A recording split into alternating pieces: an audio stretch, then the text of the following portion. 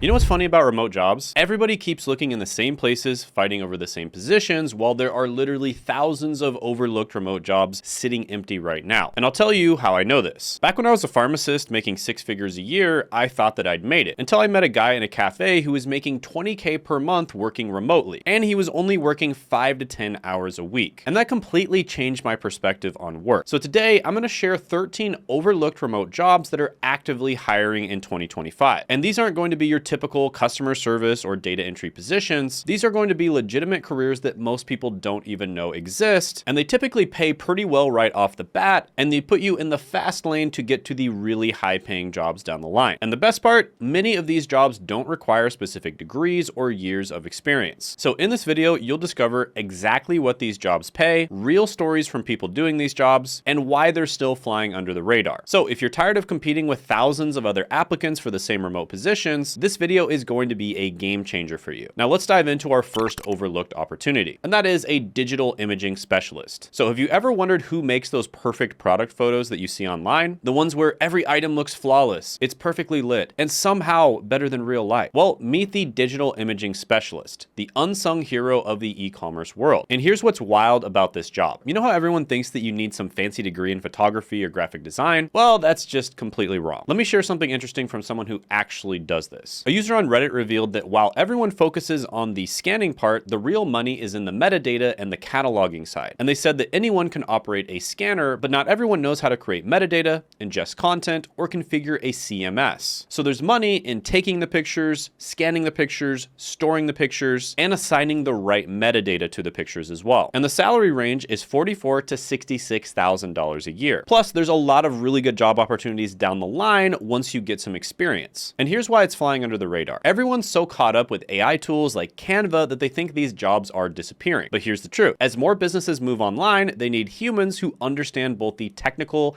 and creative aspects of image optimization. Think about it. E-commerce is booming, remote work is here to stay, and brands need their products to look perfect online. And marketing and art is something that's emotional that AI will never be able to replace. All right, so the next job is going to be an invoice auditor. And you know what's ironic about this job? It's considered boring by most people, but it's basically being paid to be a financial detective. Now think about it. You're hunting down missing money and catching costly mistakes. And the salary? It's actually really solid, $60,000 to $90,000 a year. And what's fascinating about this role is that one invoice auditor on Reddit shared that while the first year feels like copying homework for classes that you skipped, you quickly become the person catching million-dollar mistakes. So let me break down what you actually do. First of all, you review financial documents, you flag suspicious patterns, prevent companies from losing money, and you work fully remote. But here's the thing. Most people think this job is being replaced by software like QuickBooks. But reality check, these tools just make the job easier, and they can't catch nuanced errors that could cost companies thousands. Plus, they'll never be able to understand and interpret tax law that's constantly changing.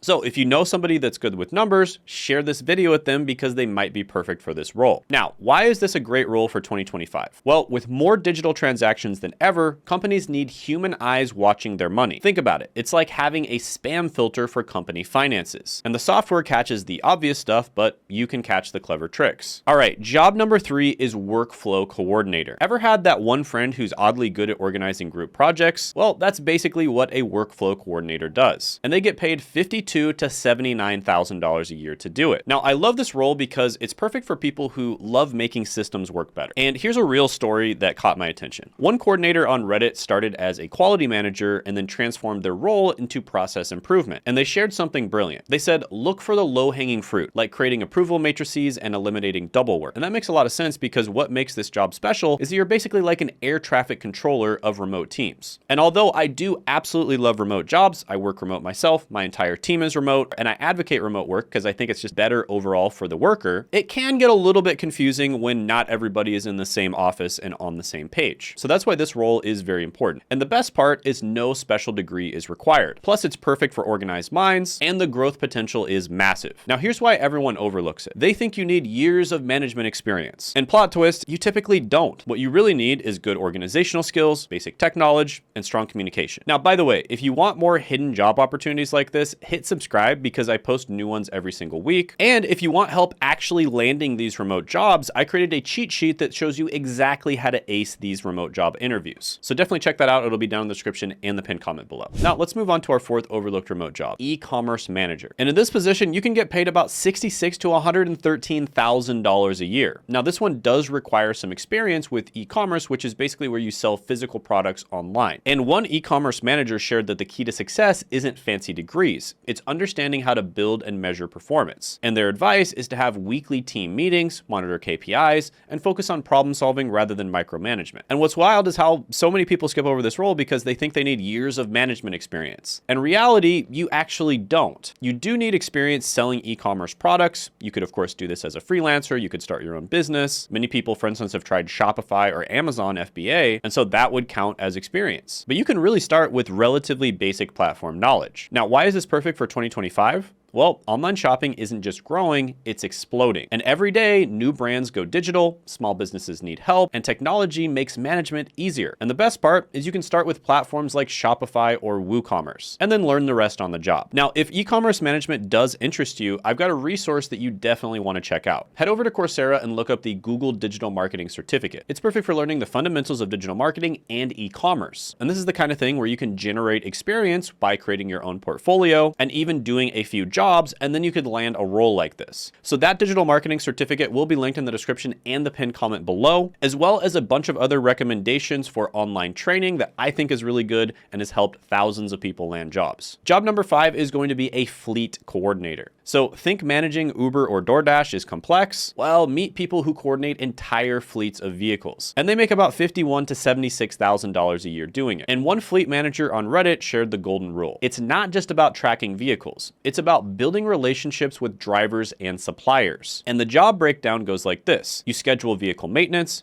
monitor fuel costs, plan efficient routes, keep everything compliant. And here's what everyone gets wrong. They think you need years of logistics experience. And the truth is, basic organization skills work. Software training is provided. It's a perfect entry-level position. And there's a lot of people that actually transition over to this from other industries. Now let's talk about why 2025 is going to make this role explode. First of all, there's an e-commerce delivery boom. This has been well documented and it's not getting smaller anytime soon. Then there's an electric vehicle transition and there's AI-powered route planning. So if you get ahead of the curve and you learn about these different topics, you're going to have a huge advantage when it comes to actually landing these jobs. And one manager's advice is shadow someone in the role first, and you'll learn more in a week than reading for a month. All right, so next hidden opportunity is going to be a purchasing coordinator. And this next one is a career path that turns someone from a construction worker into a procurement manager. And the salary range is $50,000 to $74,000 a year. And here's a really good anecdote about someone who actually started off as a purchasing coordinator and then moved into a higher level position down the line. So they say that they started as a purchasing coordinator, became a senior buyer, and now they're a procurement manager. And the best part is every day is different. Now, what you'll actually do is track purchase orders, negotiate with vendors, manage inventory levels, optimize costs. And the hidden opportunity is that everyone thinks it's just data entry. And the reality is you're saving companies thousands. You're learning negotiation skills and you're building vendor relationships. Now, why 2025 will make this explode is the supply chain is reshaping. There's a sustainability focus. And like I mentioned before, there's AI-powered procurement. So try to get ahead of the curve, like I said before. Now, a pro tip from someone in the field is try different industries because the skills transfer anywhere. So that's another really good point is this is one of those skill sets where you can probably take it to just about any industry out there, which means you could potentially work in an industry that you're really passionate about. And that's really good to have that as a backup plan down the line at the very least. All right, job number 7 is a risk management associate. And remember when mom told you not to put all your eggs in one basket? Well, companies pay $61,000 to $102,000 a year for people to do exactly that,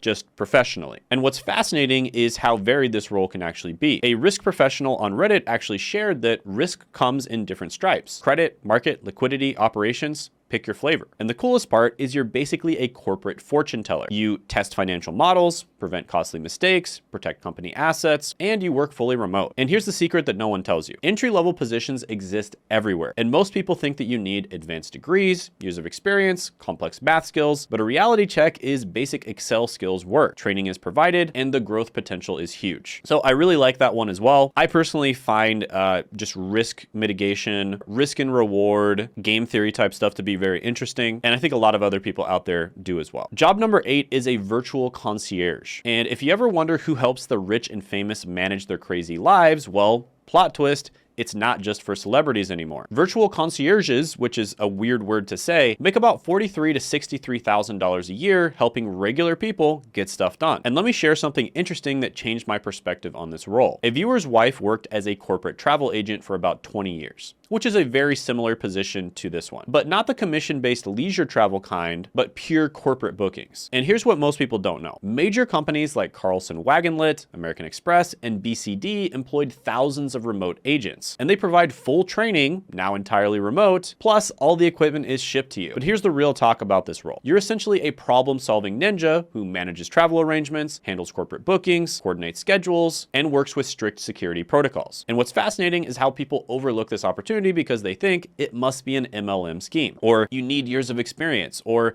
the pay must be commission-based. But check this out. The perks were incredible. There was fully remote work, company-paid internet, regular appreciation gifts, and most importantly, when your shift ends, you're done. No taking work home, which is amazing. Job number 9 is going to be a sales enablement specialist. And here's something that will blow your mind. While everyone's trying to become a salesperson, there's a hidden role making $84,000 to $145,000 a year teaching salespeople how to sell better. Now let me share a fascinating story about this role. I found this comment on Reddit where the person started in tech sales before discovering this goldmine, and they became a lead tester for a global software platform, and they ended up training thousands of sellers worldwide. And what makes this role special is you can kind of think of yourself as a sales team's secret weapon, creating training materials, managing CRM systems, designing sales processes, and building the playbook for success. And here's what's wild. This viewer ended up writing FAQs for an entire company, producing training videos, launching a Salesforce-based CRM, all while working completely remote. But here's why everyone misses this opportunity. They think you need years of sales experience. Plot twist, you don't. They focus on helping salespeople instead. And double plot twist, sometimes this actually pays more. And the best part about 2025 is that companies are heavily investing in sales efficiency. And AI is actually making the job easier, not replacing it. And on top of that, you can do all of this from your couch. All right, so the next job is very interesting. And this is a job where you might kind of laugh when you first hear it, but it's actually completely AI proof. And that's becoming a personal stylist. Now, I know a lot of people are freaking out over AI taking people's jobs, and there's a lot of validity to that. There are many jobs that are being replaced or at least reduced by AI. With that being said, every single time in the past 200 years when a technological update happened, all the jobs that got taken away were replaced. In fact, in most cases, there were far more new jobs that popped up. Just as an example, when the Industrial Revolution happened, pretty much everybody was a farmer right before, and when tractors and farm equipment came out, it took most of their jobs. But many other jobs popped up. Same thing happened when ATMs came out. Everybody thought that bankers were going to be completely replaced. But what ended up happening is the bankers stopped handling as much cash, and instead they started focusing on customer service and making the client's experience as good as possible. And I think the same thing is going to happen with this job right here, which is a personal stylist. This is a job that absolutely cannot be replaced by AI because, again, it takes a certain artistic eye to see and understand style. Plus, style is always changing. And in this position, you can make about $49,000 to $84,000 a year. And this is another one of those emerging career paths that I think are just going to get bigger and bigger. Now, this is not just for women as well, it's also for men. And in many cases, you'll actually shop for the person online after you get their dimensions and take their measurements. Then you can send them the clothes, see if they like them. And this just saves people a ridiculous amount of time. Now, here's what makes this role explode in 2025. Remote work isn't going anywhere. People still need to look good on camera, and sustainability is trending. Clients need to help build capsule wardrobes. And AI can suggest outfits, but it can't understand your insecurities about your shoulders. But the real gold mine is it's not just about clothes. You're selling confidence. You're building up people's personal brands, and you're creating transformations. And here's what most people miss. While everyone's fighting for traditional retail jobs, smart stylists are building entire empires from their phones. And the beauty of it is you can start small, then you build trust, and then you can scale almost infinitely. Because at the end of the day, algorithms can match colors, but only humans can make someone feel good. Next is going to be a virtual exhibit designer. And this one is very interesting.